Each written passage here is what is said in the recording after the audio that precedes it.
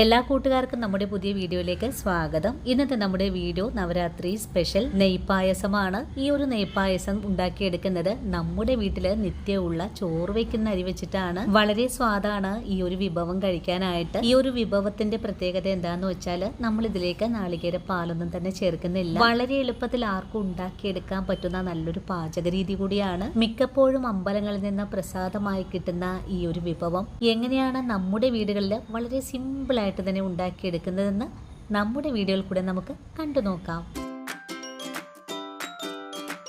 ഇനി നമുക്ക് നെയ്പായസം തയ്യാറാക്കാൻ തുടങ്ങാം. ഇതിനായിട്ട് ഞാനിവിടെ 350 ഗ്രാം അളവിലാണ് ചോറ് വയ്ക്കുന്ന മട്ടവടി റൈസ് എടുത്തിട്ടുള്ളത്. ഇനി നമുക്ക് ഈ അരി നല്ലപോലെ ഒന്ന് കഴുകിയതിന് ശേഷം 3-4 മണിക്കൂറോളം ഒന്ന് കുതിർത്താൻ ഇട്ട് വെക്കണം. അങ്ങനെ നമ്മുടെ അരി 3 മണിക്കൂർ കൊണ്ട് നല്ല പോലെ തന്നെ ഒന്ന് കുതിർന്നൊക്കെ വന്നിട്ടുണ്ട്. ഇനി ഉടൻ തന്നെ നമുക്ക് ഈ അരി ഒന്ന് വേവിച്ചുകൂടെ എടുക്കാം. അരി വേവിച്ചെടുക്കുന്നതിനായിട്ട് ഒരു കുക്കറിലേക്ക് മാറ്റിയിട്ടുണ്ട്. ഇനി ഇതിലേക്ക് വെന്തു വരാൻ ആവശ്യമായ വെള്ളം കൂടെ ഒഴിച്ചു കൊടുക്കാം. വെള്ളം ഒഴിച്ചു കൊടുക്കുമ്പോൾ അരിയുടെ മേളിൽ നിൽക്കുന്ന രീതിയിലായിരിക്കണം ഒഴിച്ചു കൊടുക്കേണ്ടത്. ഇനി ഇതിലേക്ക് 1 സ്പൂൺ അളവിലെ നെയ്യ് കൂടെ ഒഴിച്ചു കൊടുത്ത് കുക്കർ മൂടിയിട്ട് വേവിക്കാനായിട്ട് അടുപ്പിലേക്ക് മാറ്റാം. ഇനി ഫ്ലെയിം ഓൺ ചെയ്ത് കൊടുത്തതിന് ശേഷം ആദ്യ വിസില് ഫുൾ ഫ്ലെയിമിലും ശേഷം 6 വിസില് ചെറിയ തീയിലും വെച്ചിവിടെ അരി വേവിച്ചെടുത്തിട്ടുണ്ട്. നമ്മൾ ഈ അരി വേവിച്ചെടുക്കുമ്പോൾ അധികം കുഴഞ്ഞു പോകുന്ന രീതിയിൽ വേവിച്ചെടുക്കരുത്. ഇപ്പോൾ എയറെല്ലാം പോയി തണുത്ത് വന്നിട്ടുള്ള കുക്കർ നമുക്കൊന്ന് തുറന്നുകൂടെ നോക്കാം. അരി ഇപ്പോൾ നല്ല പോലെ വെന്ത് ഇതിലുള്ള വെള്ളമൊക്കെ വറ്റി വന്നിട്ടുള്ള ഒരു പാകത്തിലാണ് ആയി വന്നിട്ടുള്ളത്. ഇനി നമുക്ക് ഈ ചോറ്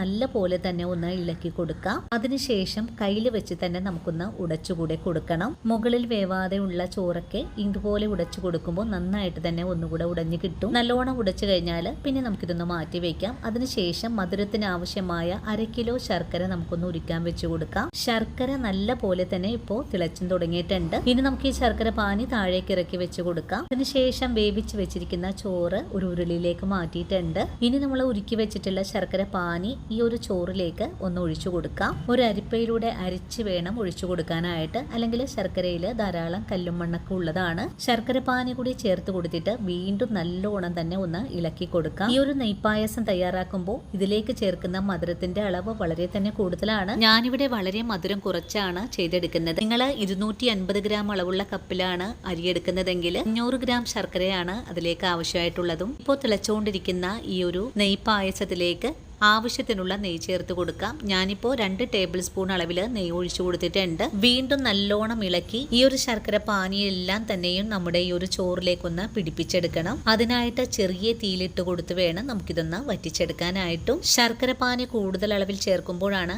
നെയ്പായസത്തിന് ആ ഒരു കറുത്ത കളറൊക്കെ കിട്ടുന്നത്. ഇടയ്ക്കിടയ്ക്ക് നമുക്ക് ഇതിലേക്ക് നെയ്യ് ചേർത്ത് കൊടുക്കണം. ഞാനിപ്പോ 5 ടേബിൾ സ്പൂൺ അളവില് നെയ്യ് ഒഴിച്ചു കൊടുത്തിട്ടുണ്ട്. വീണ്ടും ഇതെല്ലാം കൂട്ടി യോജിപ്പിച്ച് ഒന്ന് ഇളക്കി കൊടുക്കുന്നുണ്ട്. ഇനി നമുക്കിതിലേക്ക് മധുരമൊക്കെ ഒന്ന് ബാലൻസ് ആകാനും വേണ്ടിയിട്ട് ഒരു നുള്ളുപ്പും കൂടി ചേർത്ത് ഒന്നുകൂടെ കൂട്ടി ഇളക്കി യോജിപ്പിച്ചു കൊടുക്കാം. ഒരു 10 മിനിറ്റ് നേരം ചെറിയ തീയിൽ വെച്ചൊന്ന് തിളപ്പിച്ചെടുത്തപ്പോഴേക്കും നമ്മുടെ ശർക്കര പാനിയെല്ലാം നല്ലപോലെ വറ്റി വന്നു.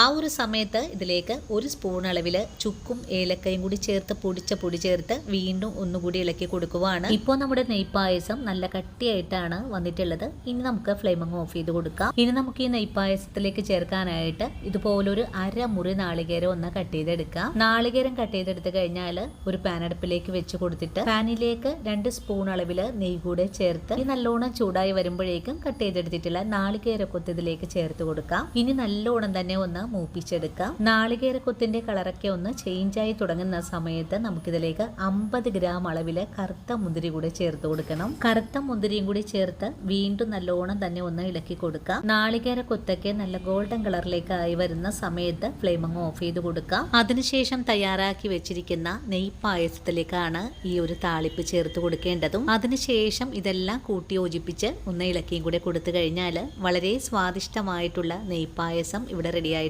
വളരെ രുചികരമാണ് ഈ ഒരു നെയ്പായസം കഴിക്കാനായിട്ടും. അതുപോലെ ഇതിലേക്ക് നാളികേര പാലിന്റെ ആവശ്യവും വരുന്നില്ല. നമ്മുടെ വീട്ടിലെ പ്രായമായ അച്ഛനമ്മമാർക്ക് ഈ ഒരു വിഭവം കഴിക്കാനായിട്ട് ഒരുപാട് തന്നെ ഇഷ്ടമാണ്. വല്ലപ്പോഴുമെങ്കിലും ഇതുപോലുള്ള നാടൻ വിഭവങ്ങളൊക്കെ തയ്യാറാക്കി അവർക്ക് കൊടുക്കാനും നമ്മുടെ വീട്ടിലുള്ള എല്ലാവർക്കും ഇഷ്ടത്തോടുകൂടി തന്നെ വിളമ്പാനും ഈ ഒരു നെയ്പായസം എല്ലാവരും ഉണ്ടാക്കി കഴിക്കണേ. അപ്പോൾ ഇനിയും നല്ലൊരു വീഡിയോ ആയിട്ട് നാളെ കാണാം. അതുവരെ ഒത്തിരി സ്നേഹത്തോടെ വീണ്ടും കാത്തിരിക്കുക.